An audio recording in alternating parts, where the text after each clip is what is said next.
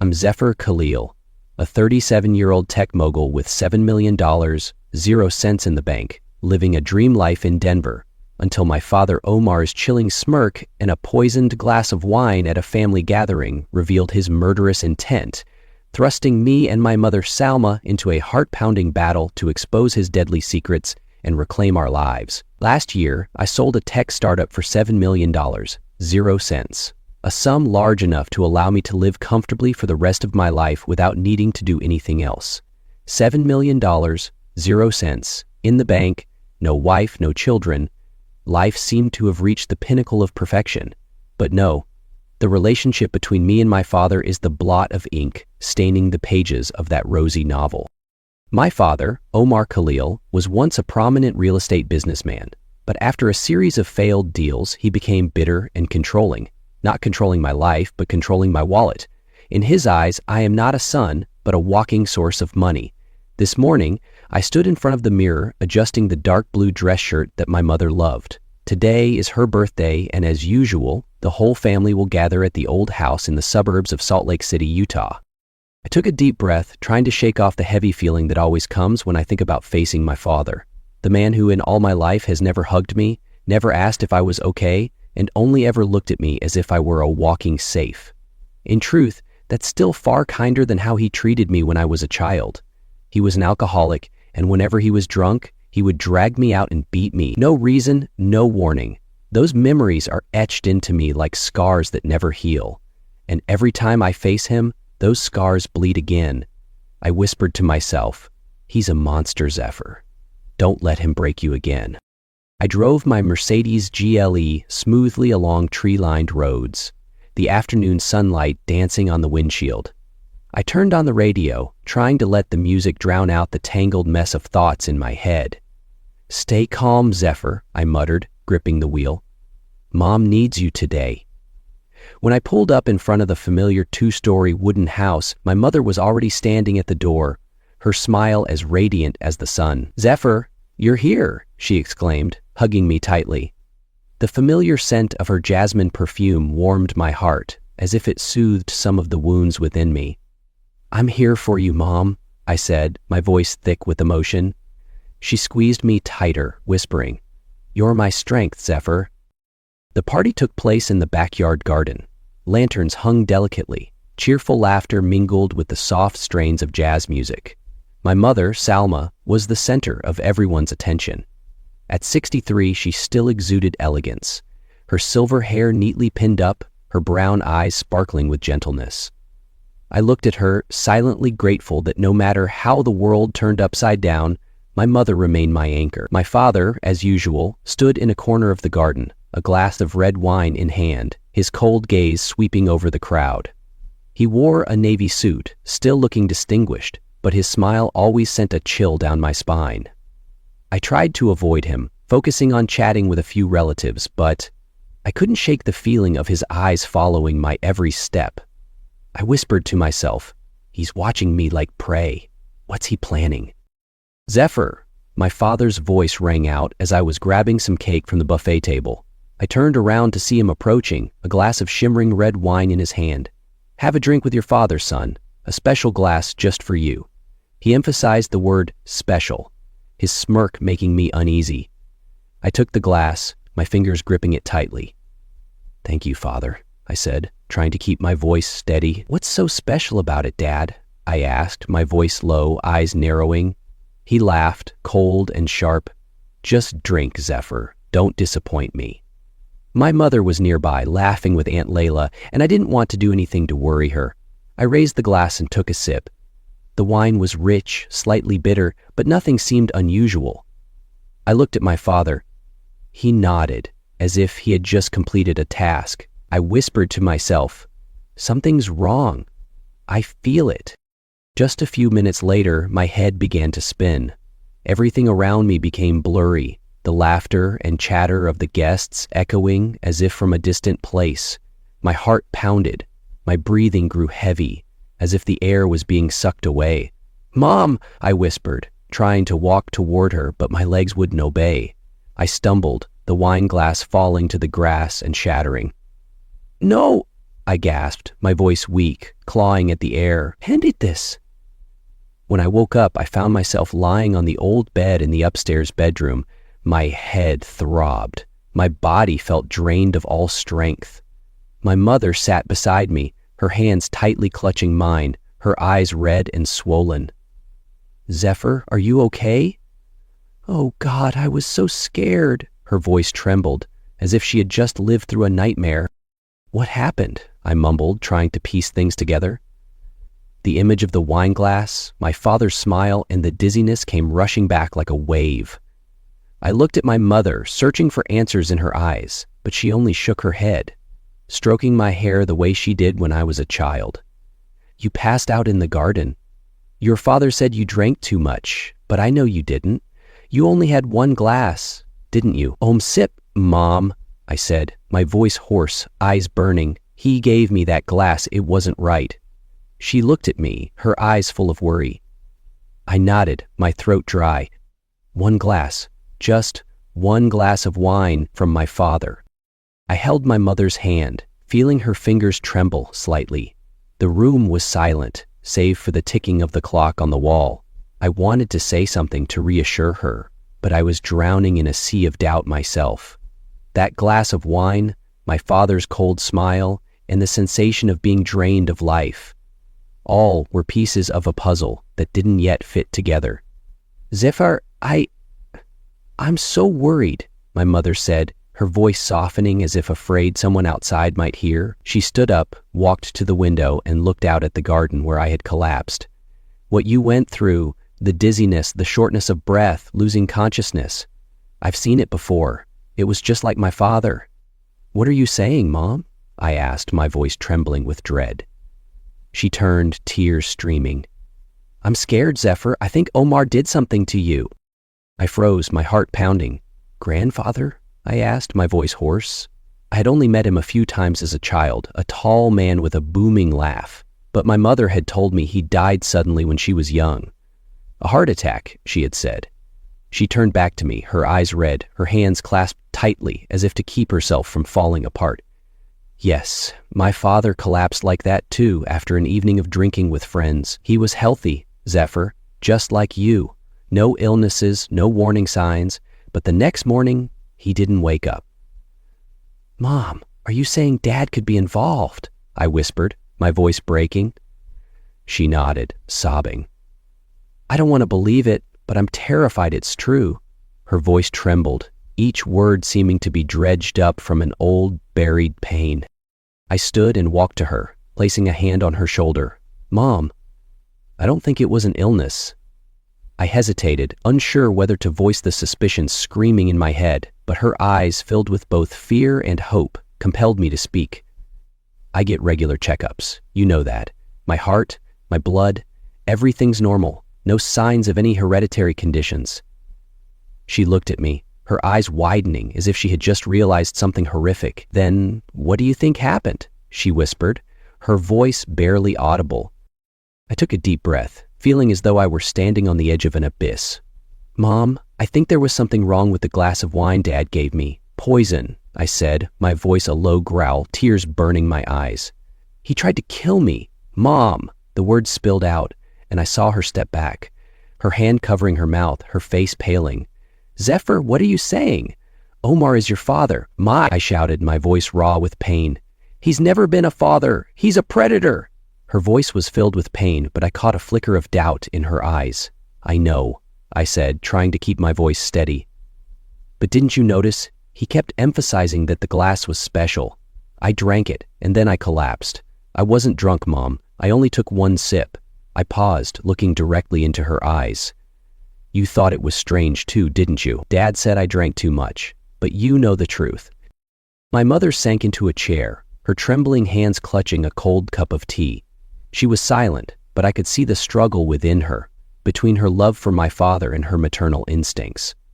I don't want to believe it, she said, her voice breaking. But it's true. I did find it odd. Your father insisted you were drunk, but I looked at you, and I knew you weren't. We can't ignore this, Mom, I said, my voice fierce. He's dangerous. We need the truth. We sat there in silence, like two weary travelers lost in a storm. I took her hand, squeezing it tightly. "Mom, I'll find out what happened. I don't want to suspect Dad, but I need to know the truth." She nodded, her eyes brimming with tears. "Be careful, Zephyr. If you're right, I won't let anyone hurt you." I whispered to myself, "I'll protect you, Mom. He won't win." As I left the house, I felt both relieved and weighed down. My mother believed me, at least in part, but the suspicion about my father, even as a mere thought, was like a crack in the foundation of our family. I drove home, my resolve burning fiercely. I would uncover the truth, no matter how terrifying it might be. I whispered to myself, "He tried to kill me. I'll make him pay." After the conversation with my mother, I felt like I was walking a tightrope, each step trembling.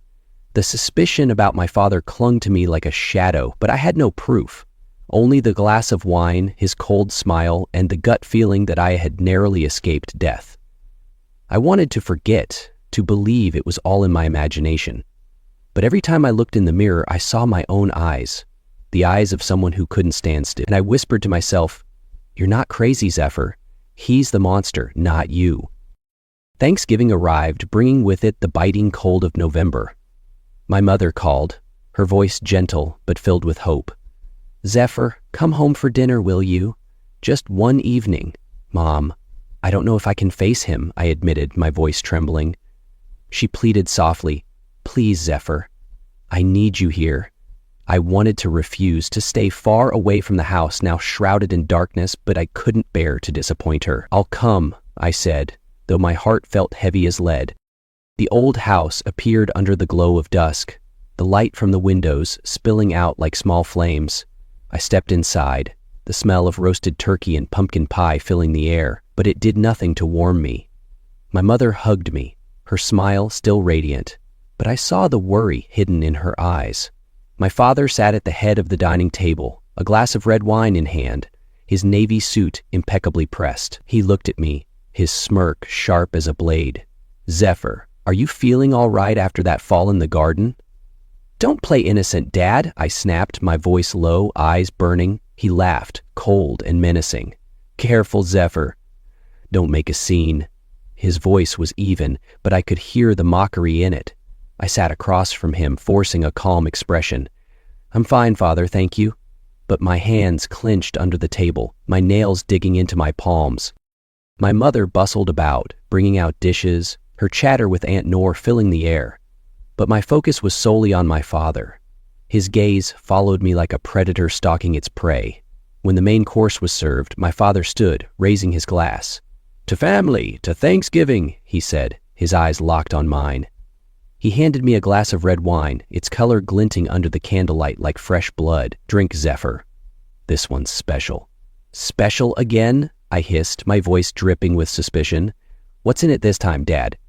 He smirked, leaning closer. "Just drink, son. Or disappoint your mother." The word special rang out, identical to the night of my mother's birthday. My heart pounded, every instinct screaming. No, I wouldn't let it happen again. I took the glass, my fingers trembling slightly. My mother was in the kitchen, fetching dessert. My father watched me, his gaze challenging. In that moment, I knew I had to act. I pretended to drop my napkin, bending down to pick it up, and in a split second, I swapped my glass with his on the table. The movement was lightning fast, unnoticed by anyone. I sat up straight, my heart pounding like a drum, sweat trickling down my forehead. My father raised his glass, took a large sip, then turned to talk to Uncle Jamal. I gripped his glass, now mine, but didn't drink. I waited, watching. I whispered to myself, "If you're guilty, Dad, you'll fall by your own hand." 10 minutes, 20 minutes, nothing. I started to think I was paranoid, but then, about 50 minutes later, my father stopped mid-sentence. He clutched his chest, his breathing labored. "Omar, what's wrong?" my mother cried, rushing to his side. He staggered, the wine glass falling to the floor and shattering. He clutched his head, his face ashen, then collapsed. My mother's scream tore through the air. The dining table erupted into chaos, Aunt Nor calling for an ambulance. I shot to my feet, but not out of fear, because a horrifying truth was dawning on me. dizziness, shortness of breath, fainting. Just like me on my mother's birthday, just like my grandfather, as my mother had described. "You did this to yourself, Dad," I whispered, my voice trembling with a mix of horror and vindication. "Call an ambulance now," I shouted, but my eyes stayed fixed on my father. He lay on the floor, his breathing faint, his glassy eyes staring at me. In that moment, I saw a flicker of panic in his gaze, as if he knew what he had just drunk. The ambulance arrived and the paramedics took him away. My mother sobbed, clutching my hand. "Zephyr, what's happening? Why is this happening?" I hugged her, but my mind was reeling. If I hadn't swapped the glasses, I would be the one lying there. The thought hit me like a knife. "Mom, I need to take a sample of the wine from that glass," I whispered. "I think he tried it again," I said, my voice shaking with rage. She gasped, nodding, tears streaming. "Oh, Zephyr, I'm so sorry." She looked at me, her eyes filled with horror, but she nodded. I knew she was thinking. When everyone left, I quietly collected a sample of the wine left in my father's glass, the one meant for me. I poured it into a small vial and tucked it into my pocket. That night, I didn't sleep. The image of my father collapsing, his eyes and the red wine haunted me. I was right. My father had tried to kill me, and now I would prove it. I whispered to myself, "You won't get away with this, Omar. I'll expose you." The days following Thanksgiving, I lived like a fugitive, not fleeing from someone else, but from my own thoughts. The image of my father collapsing, the panic in his eyes, and the small vial of wine I kept in my coat pocket haunted me. Each night I lay staring at the ceiling, wondering if I was going mad, or if I had truly come close to dying at my father's hands. But I knew I couldn't stop. I needed the truth, even if it tore our family apart. I whispered to myself, "This is for you, Mom, for Grandpa, for me." I contacted a private laboratory in Salt Lake City, a discreet place I'd heard about from friends in the tech industry. I didn't dare send the wine sample through the mail, too risky. Instead, I drove there, the vial tucked in my coat pocket like a tiny bomb. The technician, a middle-aged woman with thick glasses, looked at me curiously as I handed her the vial. "I need it tested for anything unusual," I said, trying to keep my voice steady as fast as possible. "This could be life or death," I added, my voice cracking. She nodded, eyes softening. "I'll rush it, Mr. Khalil." She nodded, asking no questions. 4 days, she said. Those 4 days felt like 4 years. I returned to my apartment, locked the door, and drew the curtains, as if afraid my father might appear at any moment. My mother called, her voice frail. "Zephyr, your father's doing better. The hospital said he went into shock, but they couldn't find a cause. Do you know anything?" "I'm close to the truth, Mom," I said, my voice steady but heavy. "Trust me, okay?" she sobbed softly. "I do, Zephyr. Be safe." I heard the doubt in her voice, but I didn't dare tell her. "I'm looking into it, Mom. Don't worry." But I was the one dying inside from worry. On the 4th day, my phone rang. It was the technician. "Mr. Khalil, we have the results. You should come in." Her voice was cold, professional, but I sensed the gravity behind it. I raced to the lab, my heart pounding. She handed me a report, pointing to a bolded line. "Barbiturate, high concentration. It's a sedative," she explained. "This dose was enough to cause unconsciousness, even death, if not treated in time." "Did it?" I whispered, my voice trembling with rage. "My own father." I stood frozen, the paper trembling in my hand. Barbiturate. Not alcohol, not drunkenness, not illness. Someone had deliberately put poison in my glass of wine, and I knew who. I looked at the technician, forcing my voice to stay calm. "Thank you. Don't tell anyone about this." She nodded, her eyes full of sympathy. On the drive back, I circled the city, my mind reeling. My father, the man who raised me, the man I had once tried to please despite his coldness. Why? Then I remembered my wealth. $7 million, 0 cents, no wife, no children. If I died, my father was the legal heir. The realization hit me like a punch to the chest. He didn't just want to control me. He wanted me gone. I parked by the lake, watching the waves crash against the rocks. The cold wind blew, but I felt nothing except the anger burning inside me. My father had tried to kill me, not once, but twice, and if I hadn't swapped the glasses on Thanksgiving, I wouldn't be standing here. I gripped the report tightly, resolute. I would confront him, not for revenge, but so that my mother and I could be free. I whispered to myself, "You're finished, Omar. The truth will bury you." My father was discharged from the hospital a week later, looking weaker, but his eyes still sharp as a blade. My mother wanted me to visit, but I knew this wasn't an ordinary visit. I brought the lab report tucked in my coat pocket like a protective talisman. As I stepped into the old house, I saw my mother in the kitchen preparing tea. "Zephyr, you're here," she smiled, but I saw the sadness in her eyes. "Your father's in the living room. Mom, stay close," I whispered, my voice urgent. This could get ugly. She nodded, fear in her eyes. "I'm with you, Zephyr."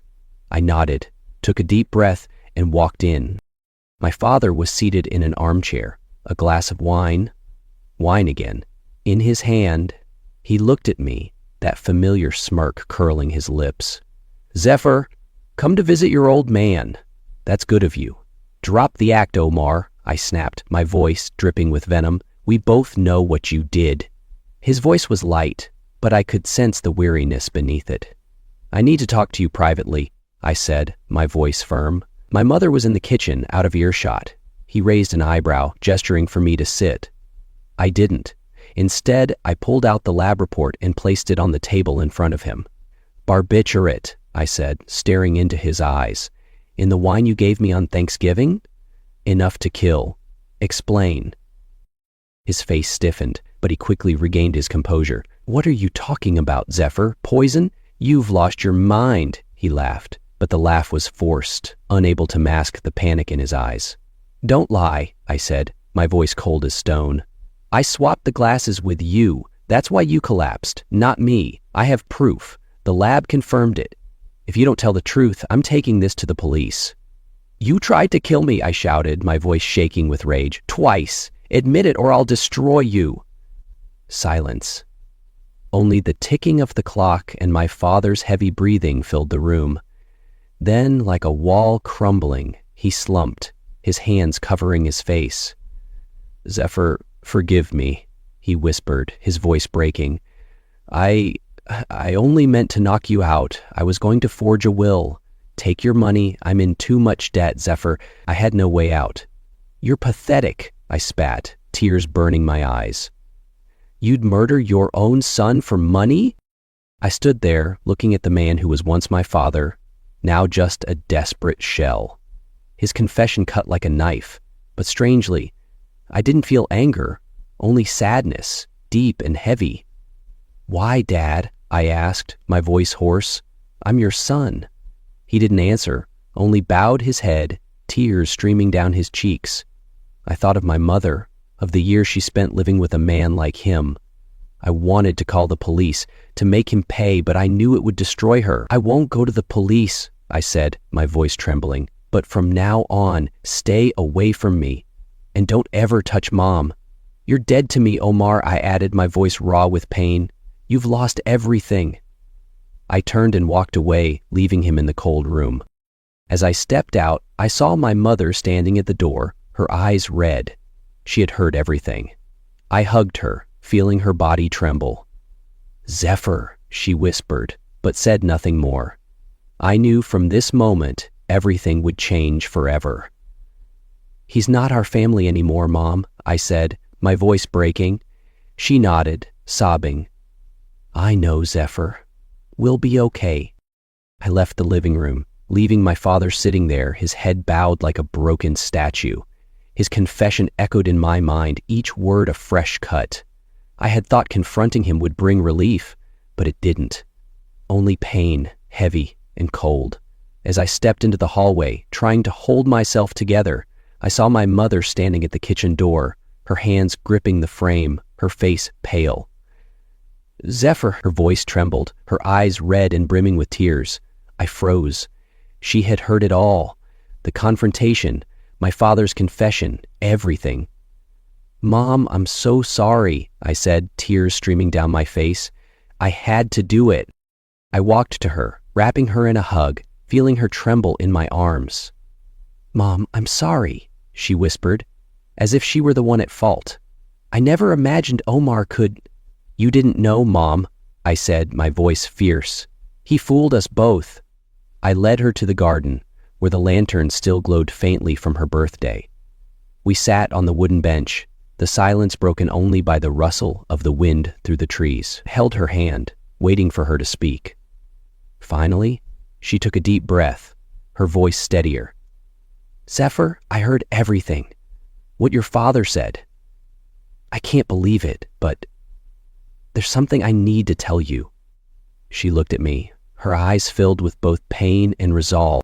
"The symptoms you had on my birthday, they were exactly like my father's. He collapsed too, after an evening of drinking with Omar." She paused as if summoning the courage to continue. "My father died soon after. Everyone said it was a heart attack, but I always found it strange. He was healthy, no illnesses.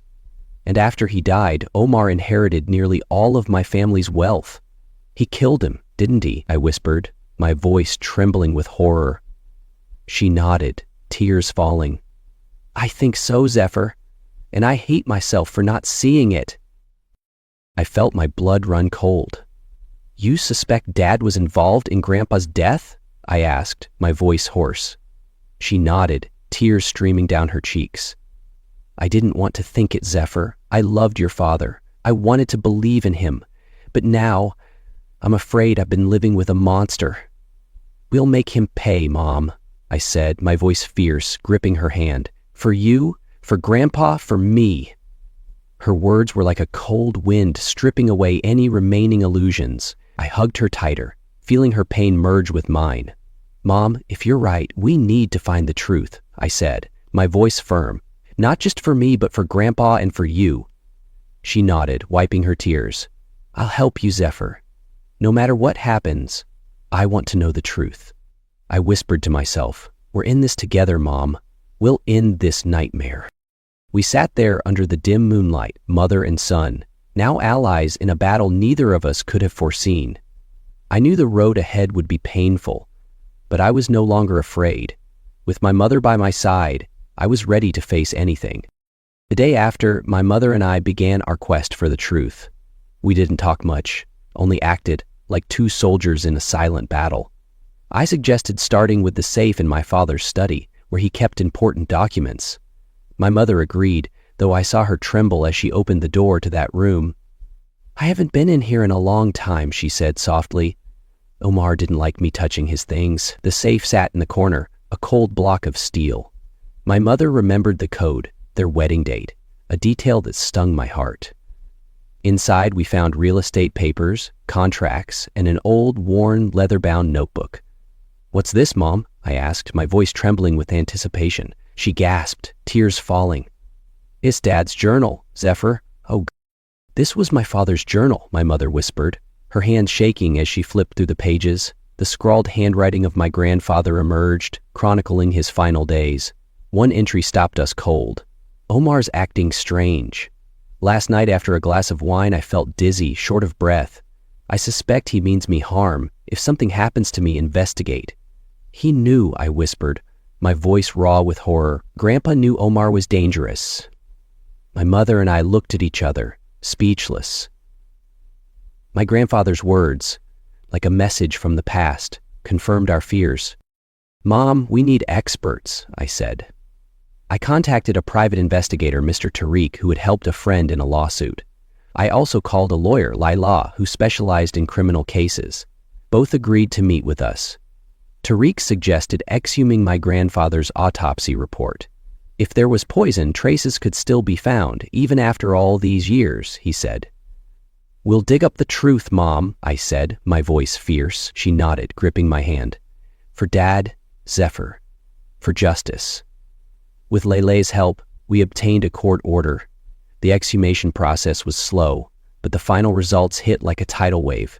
The autopsy report revealed that my grandfather had been poisoned with a sedative, closely related to barbiturate. Not a heart attack, not natural causes. We dug deeper. Tariq uncovered forged documents in my father's inheritance records, mismatched signatures, irregular transfer agreements. Each piece of evidence was a brick building a wall of guilt around my father.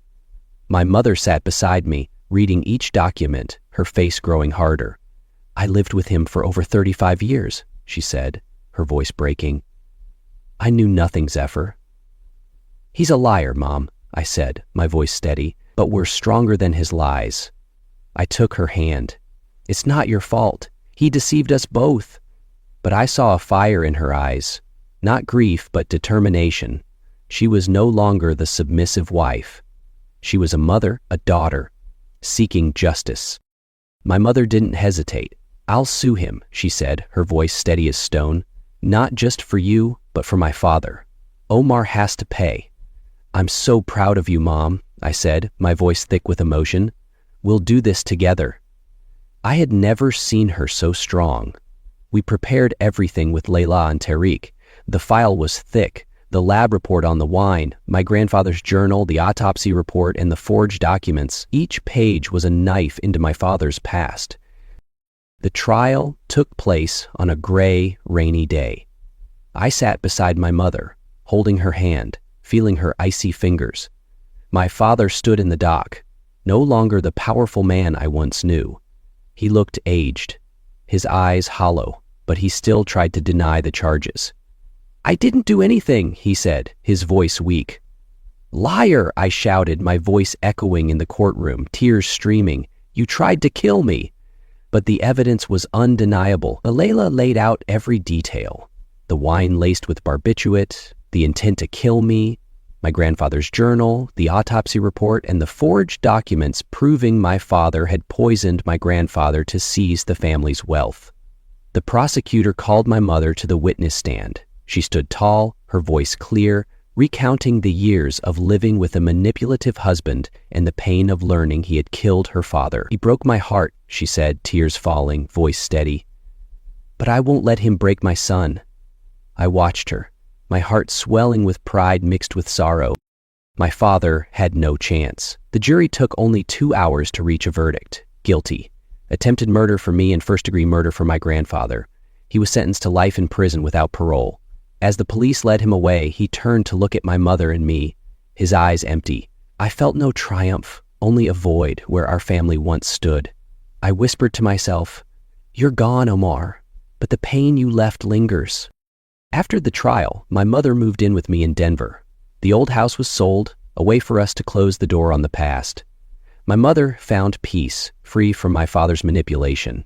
She started gardening, tending to jasmine blooms, and every afternoon we sat drinking tea, talking about simple things. I looked at her, seeing her smile return, though tinged with lingering sadness. "Are you okay, Mom?" I asked one day as the sunset bathed the garden in gold. She nodded, squeezing my hand. "I'm okay, Zephyr. Justice has been served. My father can rest in peace, and you're safe. That's all I need." But as she smiled, a quiet ache lingered in my heart. Not for my father's love, but for the family we'd never be. I'd found peace, but the scars of his betrayal would always whisper, a reminder that even justice leaves wounds. I found peace too. Though the scars from my father would never fully heal, I continued my work. But now I lived for my mother, for the simple moments we shared. Under the sunset's glow, I knew we had emerged from the darkness together.